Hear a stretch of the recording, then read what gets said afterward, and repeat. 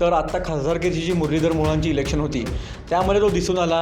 कसबा मतदारसंघातून भारतीय जनता पार्टीला रवींद्र धंगेकर उमेदवार असून पण 14,000चं मताधिक्य मिळालं.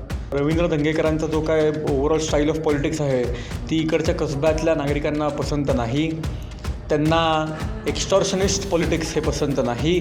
त्यांना डेव्हलपमेंटल पॉलिटिक्स पाहिजे. राज्य शासन असू दे किंवा महानगरपालिका असू दे किंवा लोकल लेवलवर वॉर्ड ऑफिस असू दे, कुठल्या ऑफिसेसबरोबर कोऑर्डिनेशन करायला पाहिजे अशा प्रकारचं एक ब्ल्यूप्रिंट मी कसबा मतदारसंघासाठी रेडी केलेलं आहे. कोणती जागा कोणाच्या पारड्यात पडणार, उमेदवारी मिळणार की पत्ता कट होणार, हायकमांडचा आदेश पाळणार की बंडाचं निशाण फडकावणार. महाराष्ट्रातील 288 विधानसभा मतदारसंघांमध्ये सध्या सामान्य मतदारांपासून राजकीय कार्यकर्ते नेते मंडळींपर्यंत याच प्रश्नांची चर्चा जोरात सुरू आहे. निवडणुकांच्या तारखा जाहीर झाल्यामुळे आता राजकीय पक्ष जागा वाटपाचे चक्रव्यूह भेदून आपापले उमेदवार जाहीर करतील आणि निवडणुकांच्या फायनल पूर्वी आमदारकीच्या तिकीट वाटपाच्या सेमीफायनल मध्ये कोण दमदार ठरणार याचा निकाल लवकरच लागेल. मात्र जागा वाटपापूर्वीच उमेदवारीची माळ आपल्याच गळ्यात पडणार या विश्वासाने निवडणुकीची तयारी सुरू केलेल्या इच्छुकांच्या मनात नक्की काय चाललंय याचा शोध घेऊया प्रभातच्या खास विधानसभा विशेष आमदार झाल्यासारखं वाटतंय कार्यक्रमातून. राज्यात खरं तर विधानसभेची रणधुमाळी सुरू आहे. आता 288 विधानसभा मतदारसंघाचे हे मतदार लवकरच जाहीर होतील. खरं तर राज्यात महाविकास आघाडी विरुद्ध महायुती अशी लढत पाहायला मिळते. मात्र पुण्यातील जी कसबा निवडणूक आहे ही आता चर्चेमध्ये आहे. खरं तर पोटनिवडणुकीमध्ये ही खरं तर हा कसबा चर्चेमध्ये आला. टिळक आणि बापटांचं जे काही आहे प्रस्थ आहे हे बाजूला सारत काँग्रेसचे आमदार रवींद्र धंगेकर आता हे तिथे विद्यमान आमदार आहेत जे पोटनिवडणुकीमध्ये निवडून आले. खरं तर भाजपकडून धीरज घाटे, कुणाल टिळक, हेमंत रासने यांची नावे ही चर्चेत आहेत. ती नावे देखील वरिष्ठांपर्यंत पोहोचलेली आहेत आणि आपल्यासमोर आता कुणाल टिळक आहेत. त्यांनी देखील या जागेवरती क्लेम केलेला आहे. खरं तर कसबा हा बापट आणि टिळक यांचाच मानला जातो. यंदा हे चित्र पाहायला मिळेल का? हे बघा, ह्यावेळेला वरिष्ठ काय निर्णय घेतील हे आत्ता मी सांगू शकत नाही. आणि आम्ही जे कोण इच्छुक लोक आहोत पार्टीमधनं, भारतीय जनता पार्टीमधून, त्यांनी सर्वांनी क्लेम लावलेला आहे.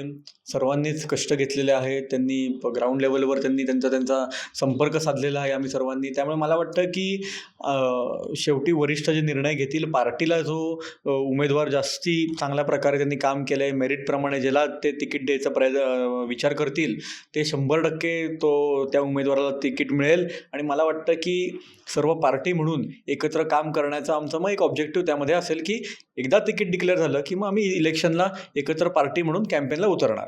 खरं तर पहिला कसबा मतदारसंघ हा बापटांकडे होता. त्याच्यानंतर आपल्या पुण्याच्या माजी महापौर कैलासवासी मुक्ताताई टिळक यांनी देखील त्याचं प्रतिनिधित्व केलं आहे. आता पुन्हा एकदा, आता खरं तर काँग्रेसकडे आता तो आहे, पुन्हा एकदा भाजपकडे हा मतदारसंघ आणण्यात यश येईल का?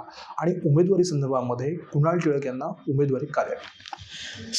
मी खूप आधी पण सांगितलेलं आहे की मागच्या वेळी बाय इलेक्शन्सला जो काय पराभव झाला तो झाला. त्याच्यामधनं आम्ही जे काय आम्हाला वाटलं की आम्ही कमी पडलो, ज्यामध्ये सगळ्या प्रॉब्लेम्स होते, कॅम्पेनिंगमध्ये आम्हाला जे काय चुका जाणवल्या त्या आम्ही सगळ्या बसून नोट डाऊन केल्या.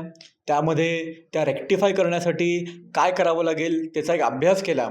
आणि मागच्या 1.5 वर्षामध्ये सातत्याने मी असेल किंवा बाकीचे जे कोणी इच्छुक उमेदवार असतील किंवा संपूर्ण भारतीय जनता पार्टी कसबा मतदारसंघाची संघटना असेल, जास्तीत जास्त लोकांपर्यंत पोहोचण्याचा आम्ही जास्तीत जास्त प्रयत्न केलेला आहे. त्यामधून त्यांच्याशी कशा प्रकारे संपर्क साधायला पाहिजे, संपर्क साधल्यानंतर त्यांच्याशी काय बोलायला पाहिजे, ते जेणेकरून पार्टी आणि वोटर्स ह्यांच्याबरोबर तो ब्रिज एक कनेक्टेड राहील, असा आम्ही प्रयत्न केला. जास्तीत जास्त केंद्रीय सरकारच्या, राज्य सरकारच्या योजना त्यांच्यापर्यंत पोहोचवल्या. लाडकी बहीण जी योजना आहे त्याच्याबरोबर ज्या विश्वकर्मा योजना आहेत, त्यानंतर संजय गांधी निराधार योजना आहेत, त्याचबरोबर दिव्यांगांची योजना आहेत, या सर्व आम्ही लोकांपर्यंत पोचवल्या. त्यांना त्यातनं लाभ मिळाला. त्याचबरोबर आम्ही त्यांना जे काय प्रॉब्लेम्स कसबा मतदारसंघात जे जाणवतात, प्रामुख्याने जे नागरिक आम्हाला सातत्याने बोलून दाखवतात, ज्याचा समन्वय राज्य सरकार का असू दे, महानगरपालिका असू दे, आणि आत्ता जेव्हा महानगरपालिका गठीत नाही आहे तेव्हा प्रशासनाकडे असू दे, ह्याचा समन्वय साधण्यासाठी आम्ही स्पेशल टीम्स फॉर्मेशन केल्या, लोकांना त्याबरोबर आम्ही त्यांना तिथे घेऊन गेलो आणि त्यांच्या जास्तीत जास्त समस्या कशा सोडवता येतील, पाण्याचे विषय असतील, रस्त्यांचे विषय असतील, ड्रेनेजचे विषय असतील, स्वच्छतेचे विषय असतील किंवा ओव्हरऑलच डेव्हलपमेंटचे विषय जे आहेत, ह्याच्याबरोबर जर काय आम्ही आत्ता काम केलेलं आहे असं मला वाटतं. त्यामध्ये मागच्या 1.5 वर्षात तुम्ही जर का बघितलं की एक कायापालट ह्या लोकांच्या माइंडसेटमध्ये झालेला आहे आणि तो दिसून कधी आला तर आत्ता खासदारकीची जी मुरलीधर मोहोळांची इलेक्शन होती त्यामध्ये तो दिसून आला. कसबा मतदारसंघातून भारतीय जनता पार्टीला रवींद्र धंगेकर उमेदवार असून पण 14,000चं मताधिक्य मिळालं. सो साधारणतः आता आपल्याला कळत आहे की रवींद्र धंगेकरांचा जो काय ओव्हरऑल स्टाईल ऑफ पॉलिटिक्स आहे ती इकडच्या कसब्यातल्या नागरिकांना पसंत नाही. त्यांना एक्स्टॉर्शनिस्ट पॉलिटिक्स हे पसंत नाही. त्यांना डेव्हलपमेंटल पॉलिटिक्स पाहिजे आणि त्याचा एक चांगला उदाहरण भारतीय जनता पार्टीने मागच्या 1.5 वर्षात काम करून दाखवलेलं आहे आणि त्याच्याच आधारे आम्ही आत्ता इथे सगळेजण इच्छुक आहोत जे तिकीट मागत आहोत आणि मला खात्री आहे की ह्यावेळेला भारतीय जनता पार्टीचाच उमेदवार ह्यावेळेला जिंकून येईल कसबा मतदारसंघात. तुम्ही म्हणताय जिंकून येईल, मात्र पक्षांतर्गत बघितलं तर स्थायी समिती अध्यक्ष हेमंत रासने आहेत, शहराध्यक्ष धीरज घाटे यांनी देखील क्लेम केला आहे आणि कुणाल टिळक अर्थात तुम्ही देखील क्लेम केलेला आहे की आपल्याला ही सीट मिळावी किंवा ही जागा मिळावी. मात्र कुणाल टिळक यांच्यापेक्षा कशी उजवे ठरतात आणि जर पक्षाने तुमच्या बाजूने जर निर्णय दिला आणि जर जनतेने कसब्याने जर तुमच्या बाजूने कौल दिला तर कुणाल टिळक हे कसब्याच्या विकासासाठी काय अजेंडा घेऊन आले?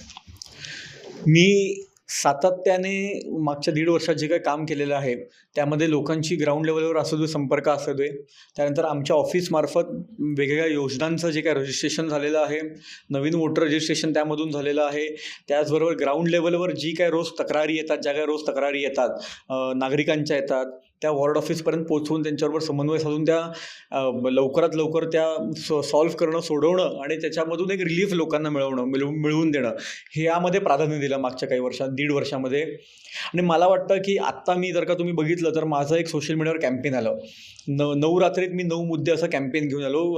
त्यामध्ये 9 मुद्दे मी मांडले. कसबा मतदारसंघात मला जे प्रामुख्याने 9 मुद्दे वाटतात ते मी लोकांसमोर मांडले की असे प्रॉब्लेम्स आहेत, त्याने मी काय काम केलं आहे किंवा हिस्टॉरिकली काय काम झालं आहे की ह्याच्यापुढे काय काम करणार हे मी काहीच बोललो नाही.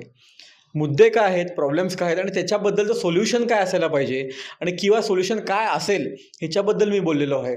पण मला वाटतं की ऑलरेडी मी एक ब्ल्यूप्रिंट कसबा मतदारसंघातल्या नागरिकांसमोर या सोशल मीडिया कॅम्पेनद्वारे मी ठेवलेली आहे आणि इच्छुक असल्यामुळे मला वाटतं की कुठल्याही इच्छुकांनी एक साधारण त्याचा कार्य अहवाल ते ठेवतात.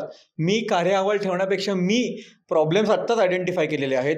मी त्याच्यावर कशा प्रकारे काम करणार आहे, सोल्युशन्स काय आहेत आणि ते सोल्युशन्स सक्सेसफुली इम्प्लिमेंट करण्यासाठी कुठल्या राज्य शासन असू दे किंवा महानगरपालिका असू दे किंवा लोकल लेवलवर वॉर्ड ऑफिस असू दे, कुठल्या ऑफिसेसबरोबर कोऑर्डिनेशन करायला पाहिजे अशा प्रकारचं एक ब्ल्यूप्रिंट मी कसबा मतदारसंघासाठी रेडी केलेलं आहे. मग त्यामध्ये हेरिटेजचा विषय असेल, त्यामध्ये रिडेव्हलपमेंटचा विषय असेल, त्यामध्ये बिल्डर्स इथे का येत नाही आहेत, जुने वाडे जे धोकादायक झालेले आहेत त्यांना महानगरपालिकेने धोकादायक म्हणून डिक्लेअर केलेलं आहे, जिथे लोक खूप बिकट परिस्थितीत राहत आहेत तर त्यांचे वाडे का रिडेव्हलपमेंटला जात नाही आहेत. तर मग जे काय लोकल UDCPI रूल्समध्ये जे काय ट्विक्स करायचे आहेत, पॉलिसी चेंजेस करायचे आहेत, ह्याच्यामध्ये मग कशा प्रकारे समन्वय साधता येईल असे आम्ही चांगल्या प्रकारे मुद्दे मांडलेले आहेत. त्यामध्ये काम पण केलेलं आहे. मला वाटतं खरं तर हे होते कुणाल टिळक, ज्यांनी कसब्याची जी आहे ती ब्ल्यूप्रिंट मांडलेली आहे. ती जर ब्ल्यूप्रिंट पक्षाला जर पसंती आली तर पक्षाने त्यांना उमेदवारी दिली आणि जनतेने जर कौल त्यांना दिला तर कसब्याचा विकास कशा प्रकारे असेल हे त्यांनी यावेळी सांगितलं आहे. कॅमेरामॅन पियुषासह मी प्रीतम पुरोहित, डिजिटल प्रभात, पुणे.